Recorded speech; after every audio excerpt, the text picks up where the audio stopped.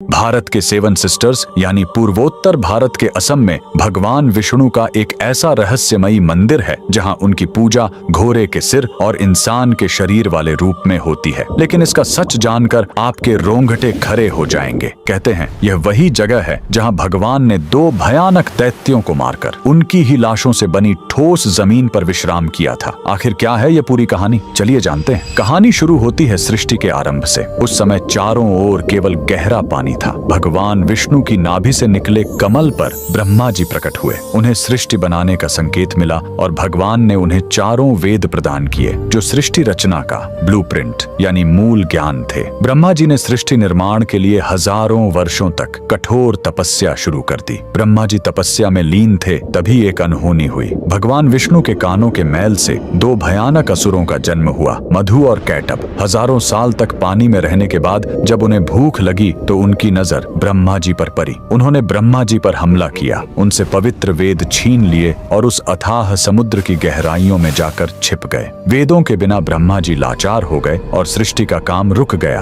ब्रह्मा जी घबराकर विष्णु जी की शरण में गए, लेकिन समस्या बहुत बड़ी थी। मधु और कैटभ ने तपस्या करके देवी महाशक्ति से इच्छा मृत्यु का वरदान पा लिया था, यानी वे अपनी मर्जी के बिना मर नहीं सकते थे। तब वेदों को वापस लाने के लिए विष्णु जी ने हयग्रीव अवतार लिया। उन्होंने घोड़े का सिर इसलिए चुना ताकि उसकी तीक्ष्ण बुद्धि और सूंघने की शक्ति से वे समुद्र के उस घने अंधेरे में भी वेदों को खोज सके। भगवान हयग्रीव पानी के भीतर गए और असुरों से हजारों साल तक युद्ध किया, लेकिन वरदान के कारण वे मर ही नहीं रहे थे। अंत में भगवान ने अपनी माया से उन्हें मोहित किया और पूछा कि तुम्हारी मृत्यु कैसे होगी। असुरों ने अहंकार में शर्त रखी, हमें वहां मारो जहां पानी न हो, एकदम सूखी जगह। पूरी दुनिया में तो पानी ही पानी था। तब भगवान ने अपना विराट रूप धारण किया, अपनी विशाल जांघों को पानी से ऊपर उठाया और कहा, मेरी जांघें सूखी हैं, और वहीं उन दोनों का वध कर दिया। मरने के बाद उन विशालकाय दैत्यों के शरीर से जो भारी मेद यानी चर्बी निकली वो जम गई और उसी से यह ठोस धरती बनी। इसीलिए पृथ्वी को मेदिनी कहते हैं। युद्ध के बाद थके हुए भगवान हयग्रीव ने इसी नई बनी जमीन पर असम के मणिकूट पर्वत पर विश्राम किया। उन्होंने वेद ब्रह्मा जी को लौटाए और ज्ञान की पुनः स्थापना की। इसीलिए हयग्रीव भगवान को आज भी बुद्धि और तर्क का देवता माना जाता है। कमेंट में जय श्री हरि जरूर लिखें।